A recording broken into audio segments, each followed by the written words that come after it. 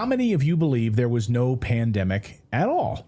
Well, my words, although I agree with him, just to be clear, YouTube censors, these are the words of an ex-Pfizer executive who says there was no pandemic at all. There has not been a pandemic. Dennis Rancourt's data shows that the all-cause mortality evidence data did not increase at all in the run-up to the declaration fraudulently by WHO of a pandemic. There is no public health emergency except that created by our governments. An inappropriate, fraudulent PCR test was used to give people the impression that they had a particular disease where they didn't. There were all the normal diseases. And then what happened was, in 3 different ways, people were treated badly through changed medical mass ventilation of people inappropriately in hospitals, care homes. Many people were given sedatives and respiratory depressants, which led to their deaths. My PhD was specifically in that area of opiates and respiratory depression. And in the community, people were denied life-saving antibiotics and died of bacterial pneumonia. There's your pandemic. There is no other pandemic.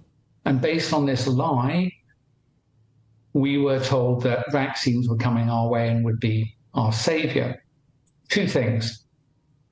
As I say, first, there's no pandemic, so you certainly don't need an experimental, rushed medical intervention. But secondly, even if you did, as someone who's worked in the industry for over 30 years, I am telling you, it's absolutely impossible to invent, test, clinically evaluate, and manufacture, and then launch on global scale a complex biomedical product. It's years wrong. The fastest record prior to this was 6 years. And friends of mine who've worked all their lives in manufacturing of complex biological products tell me the methods development alone for the development of a reproducible manufacturing process itself takes a number of years. I am telling you, there was not the development of a proper medical product. What I think happened was the advancement of materials that are intentionally toxic, and then they were sketchily advanced and jammed into people's arms, often coerced, sometimes even mandated, with the unsurprising effect that millions of people have died.